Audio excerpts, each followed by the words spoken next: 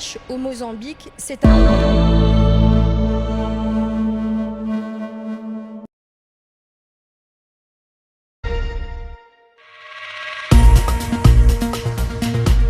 Bonsoir à tous, merci de nous accueillir chez vous. Voici les titres de ce jeudi soir.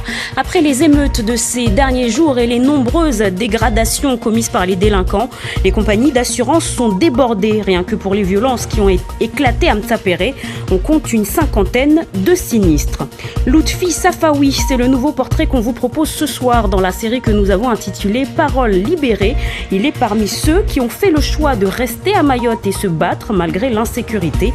Le chef d'entreprise nous dévoile son parcours et ses motivations. Retransmettre en direct un tournoi de football féminin, voilà la bonne idée qu'ont eu les élèves de 4e et 3e en spécialité journalisme au collège de Chiconi. Et vous allez le voir, ils n'ont rien à envier aux supporters se trouvant au Qatar. Le calme semble revenu dans le département. C'est l'heure de panser les plaies et faire l'inventaire des dégâts. Durant ces exactions perpétrées par les bandes armées, de nombreuses voitures ont été caillassées, brûlées. Que devez-vous faire si vous êtes concerné? Réponse chez un assureur qui croule sous les demandes d'indemnisation. Hachim Saïd Hachim, Maolida Bouanaïri. Les récentes émeutes de Mtsapéré ont changé le quotidien des compagnies d'assurance. Celle-ci traite une 50aine de sinistres en plus de son activité quotidienne. Des dossiers tous en rapport avec les violences meurtrières de Mtsapéré. Il y a beaucoup de clients qui nous contactent pour justement nous annoncer qu'ils ont été soit vandalisés ou leur maison brûlée. Ou d'autres clients qui nous appellent que leur véhicule a été caillassé. Un même client peut avoir ces deux sinistres. Pour dédommager une personne sinistrée, elle doit remplir certaines conditions. Première chose, quand c'est des émeutes comme ça ou des agressions, c'est d'aller porter plainte. Donc nous, on prend la plainte, on instruit en fait le dossier en fonction de la garantie souscrite. Et après, si la personne a cette garantie, on missionne un expert. Après la déclaration et l'expertise, les assurés reçoivent leur indemnisation dans les jours qui suivent leur sinistre, mais ne sont pas tous logés à la même enseigne. Un véhicule, par exemple, de 2002, on ne va pas l'assurer un tout risque. Donc après, les personnes prennent la décision aussi. Après les sinistres des biens, les assureurs travailleront sur les dossiers de fonds de garantie des personnes victimes de dommages corporels, si elles ne mettent pas leurs blessures sur le compte de la fatalité. Qui sont ces jeunes qui détruisent vos biens et vous agressent gratuitement? Quelles sont leurs motivations? Témoignage exclusif ce soir de Ayam Abdou, connu sous le pseudonyme de Akio. Ancien chef de bande, il a semé la terreur dans la commune de Tingoni lors des affrontements qui ont opposé des jeunes de Mirereni à ceux de Kombani. Après plusieurs mois passés en prison, il est aujourd'hui libre et se dit repenti. Et il s'est confié à Ismaël Mohamed Ali et Hassadi Razafitseeno. Dans la musique, il est connu sous le nom de Akio. Et dans la vie, il s'appelle Ayam Abdou. Il est considéré comme l'un des chefs de bande les plus connus de Mayotte. On lui attribue d'avoir terrorisé l'île lors des affrontements entre Kombani et Mirereni entre 2020 et 2021. Libéré en septembre 2022 de la prison de Majicao après 9 mois d'incarcération pour avoir jeté un cocktail Molotov sur des gendarmes et écopé de 2 ans de prison, il est aujourd'hui placé sous contrôle judiciaire et porte un bracelet électronique. Je suis né à Kombani et j'ai fait un vol. Et aujourd'hui, je regrette, j'ai lancé un cocktail Molotov sur un policier. Aujourd'hui, je regrette parce que j'ai fait de la prison. Que les gens parlent de moi bizarrement, mal, je suis un voyou. Vous êtes un chef de bande? Non, je ne suis pas un chef de bande. Toujours accompagné de ses comparses, il erre dans son quartier de Kombani. Sans travail, Akio semble vivre au jour le jour, sans perspective d'avenir. Déscolarisé depuis la classe de 3e, il a rejoint dans la foulée une bande de jeunes. J'ai zoné. Et un jour, il y a eu 2 villages qui s'affrontaient. Et ils ont brûlé chez moi. Et je suis rentré, j'avais la rage. Et je suis rentré pour me battre aussi. Et c'est comme ça que je suis rentré dedans. Également rappeur, ses clips vidéo ultra violents ont participé à asseoir sa popularité, sa réputation. J'ai fait des clips comme ça parce que je voulais avoir plus de vues. Dans les réseaux sociaux, les gens regardent plus de la violence que des zouks. Depuis sa libération, Akio jure vouloir se ranger et recherche une formation comme électricien. En sursis, Ayam Abdou sait qu'au moindre faux pas, il retournera à la case prison.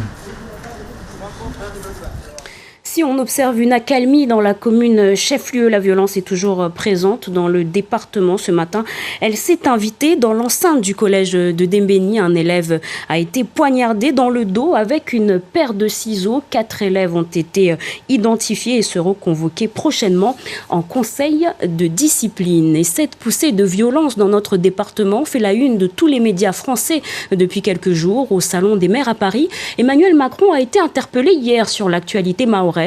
Il admet que cette situation explosive s'explique notamment par la pression migratoire que subit l'île et promet davantage de moyens en mer. On écoute le président de la République au micro de nos confrères de France 5.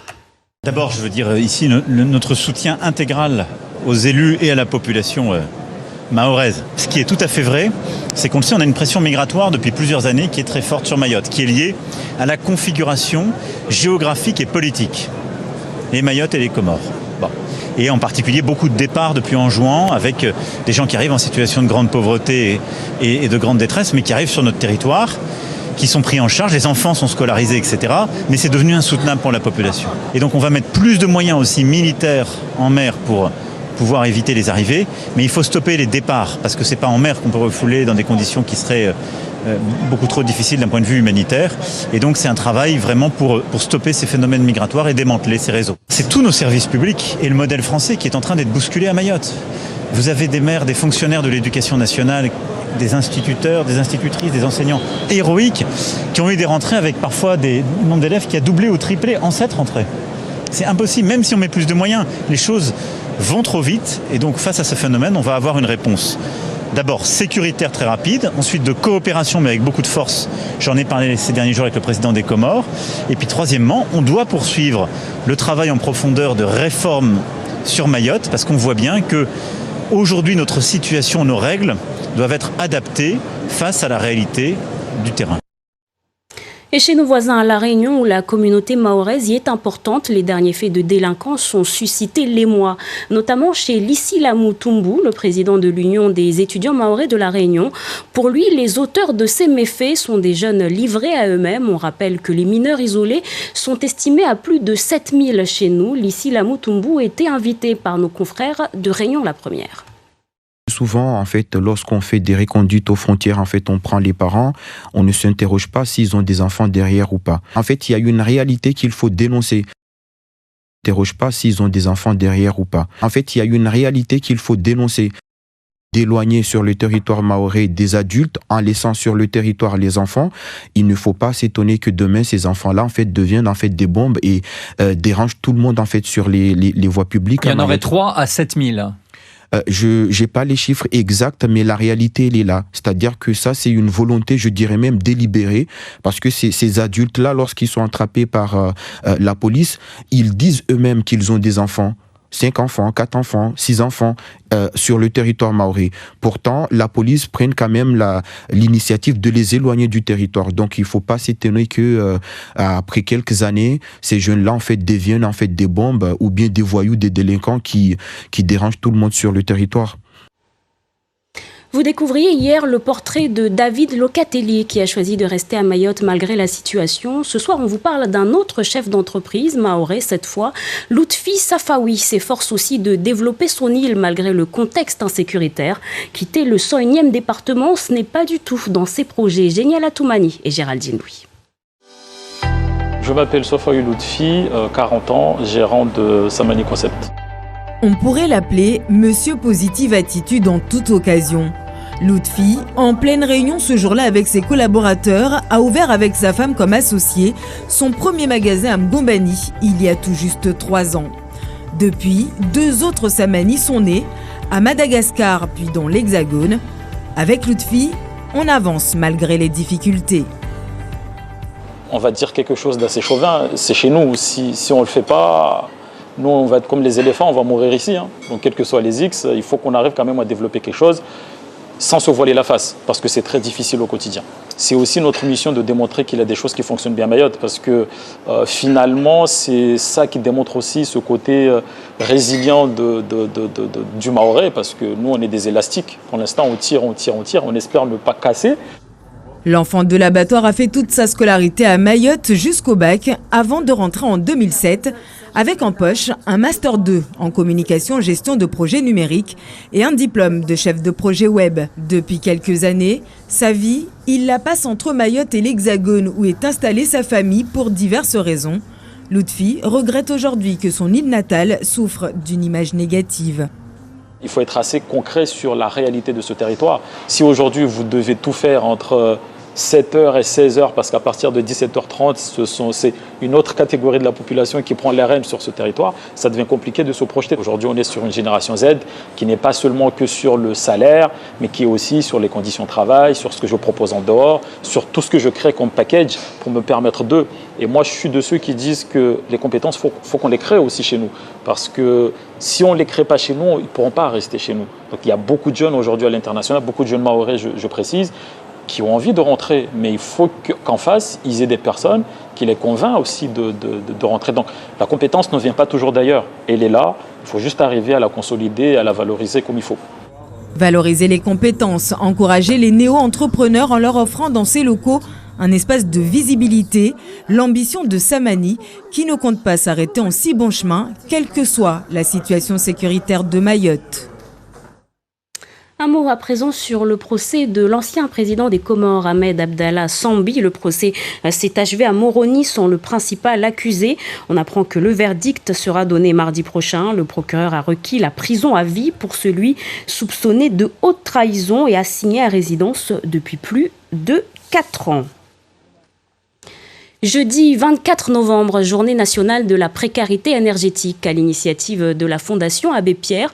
L'événement est co-organisé par une vingtaine d'organisations telles que la structure Soliha Mayotte, comprenez Solidaire pour l'habitat. Elle a initié ce jeudi une campagne de sensibilisation auprès de la population, exemple chez une habitante de Mtsapéré, Darwesh Daou et Youssouf Ahmed Matouar.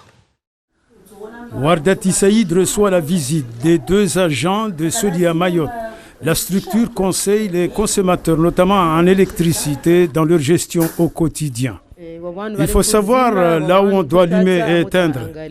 Surtout, ne pas oublier d'éteindre avant d'aller au lit. Pour des personnes qui ont du mal à lire, à comprendre les choses, c'est aussi bénéfique pour eux. Donc en général, on est plutôt bien accueillis et on est remerciés surtout d'avoir pu être là. Comme dans la plupart des foyers, Wardati possède l'essentiel des ménages, entre autres réfrigérateurs, machines à laver, télévision. Mais pour elle, une consommation équilibrée, c'est d'abord une gestion énergétique maîtrisée. Nous sommes très sensibles à notre économie énergétique. Nous gardons seulement allumé le soir le congélateur et le réfrigérateur pour protéger les aliments. On les oriente pour d'une part essayer de réduire la facture avec les gestes au quotidien et d'autre part aller voir les bonnes personnes aussi qui peuvent les aider à payer, telles que le CCAS ou EDM avec le chèque énergie qui du coup permet aussi aux ménages de payer moins cher avec les aides de l'État.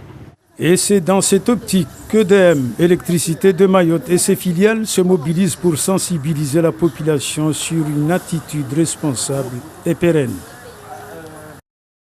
Et direction Chiconi maintenant, où le collège a mis en place une initiative inédite hier, donner une couverture médiatique à une rencontre de futsal féminin entre les établissements de Chiconi et de Ouangani grâce aux élèves en spécialité journalisme, de quoi faire flotter une ambiance de Coupe du Monde. Ismaël Mohamed Ali et Aurélien Ferrier.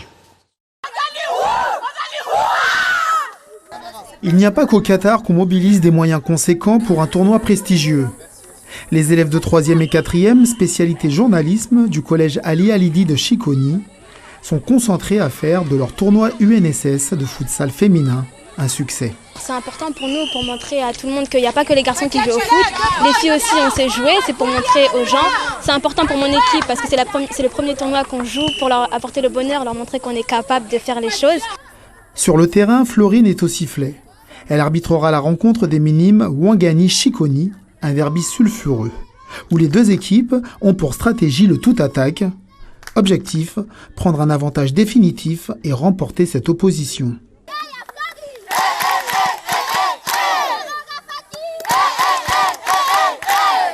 En régie, Laurent, professeur d'éducation des médias, est ici réalisateur. Il s'adonne à un véritable ballet. Tel un chef d'orchestre, il dirige ses techniciens. La retransmission de la compétition doit être parfaite. On a 2 classes médias et dans lesquelles on leur apprend donc les différents médias. Aujourd'hui, c'était journée sportive, donc on leur apprend comment fonctionne un média sportif et on voit la réalisation. Ils sont formés sur 2 ans au collège, puis après ça continue au lycée. Et donc toutes les semaines, ils ont 2 heures de cours d'éducation média dans lesquelles on les forme justement à l'utilisation de ce matériel. Au commentaire, Lucas et Raina assurent. L'arbitre va relancer le jeu, elle place le ballon au milieu. Sur le bord du terrain, Lucas, le professeur d'éducation physique et sportive, assisté de Rukia, peine à rester en place et s'époumonne en délivrant ses consignes. Sur le rectangle en béton, les séquences de jeu sont belles et les buts parfois au bout. C'est des émotions qui sont exacerbées, qui sont rayonnantes, qui font du bruit. Et c'est vraiment ce qu'on a voulu créer ici à Chikoni en permettant aux sportifs, mais surtout tout ce qu'il y a autour, les reporters, les arbitres, les coachs, de se mettre en avant. Le sport, particulièrement le football, démontre qu'il n'y a de plus belle victoire que par le partage, l'échange, la collaboration, la fraternité. Ce qui nous emmène à notre rubrique L'œil de Dédé, l'œil qui décortique pour nous les matchs de la Coupe du Monde de football. Bonsoir Darwesh Daou. Bonsoir Anastasia. Alors que retenir de cette nouvelle journée ?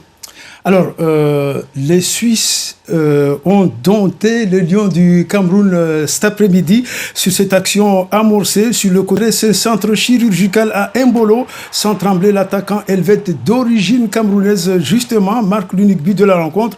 On voit bien ici le centre parfait de Shaqiri dans la suite de la compétition.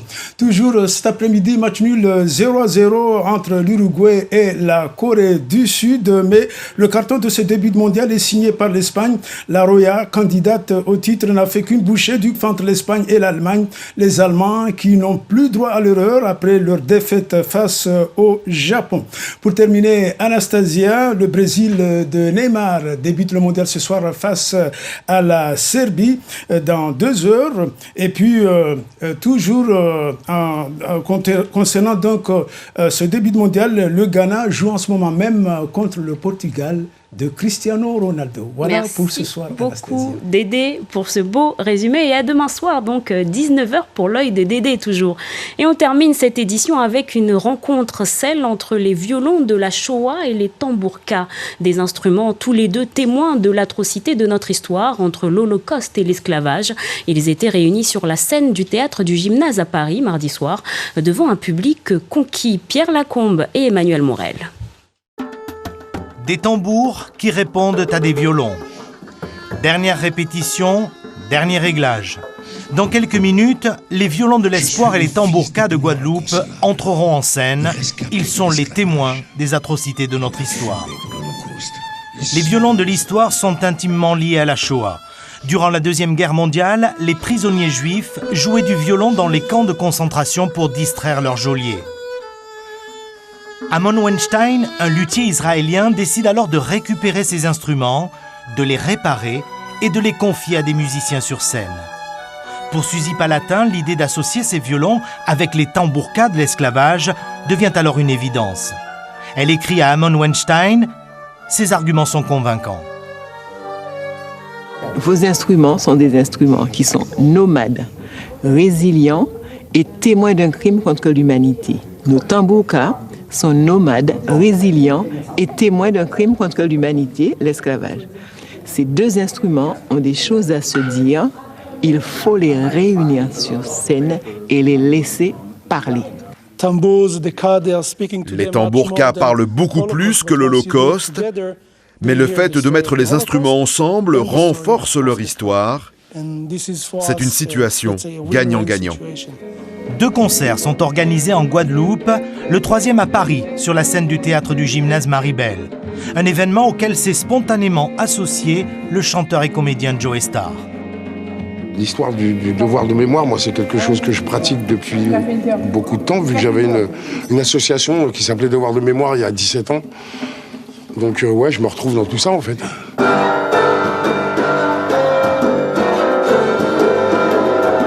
Des tambours et des violons en communion, à l'unisson, 2 univers, 2 rencontres et un message d'espoir.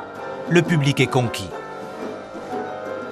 Quand on entend ça, c'est juste magnifique. Je trouve ça sublime déjà de réunir ces 2 mondes en fait avec la musique. C'est vraiment 2 univers très très différents, qui est plutôt silencieux et en tout cas assez mélodieux et calme. Et les tambours qu'on pourrait associer à quelque chose de beaucoup plus bruyant et retentissant. Et là, on a trouvé une harmonie entre les 2 qui était magnifique. Nous ne sommes plus dans la salle, nous sommes dans un autre espace-temps. La musique nous absorbe et nous, on absorbe la musique.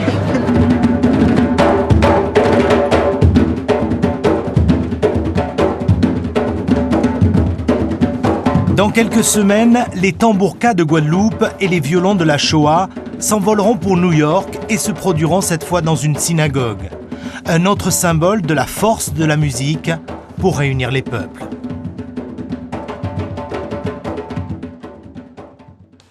Merci de votre attention. Tout de suite, Jenna Testina vous donne les couleurs du ciel pour demain. À 6h, Fraati Youssouf pour votre matinale radio dans laquelle Bibi Maria Malidi recevra l'ancien conseiller général de Bandabois, Isiaka Abdillah, Aurélien Février pour le 13h. À demain soir, 19h. Belle soirée sur Mayotte la Première et prenez soin de vous.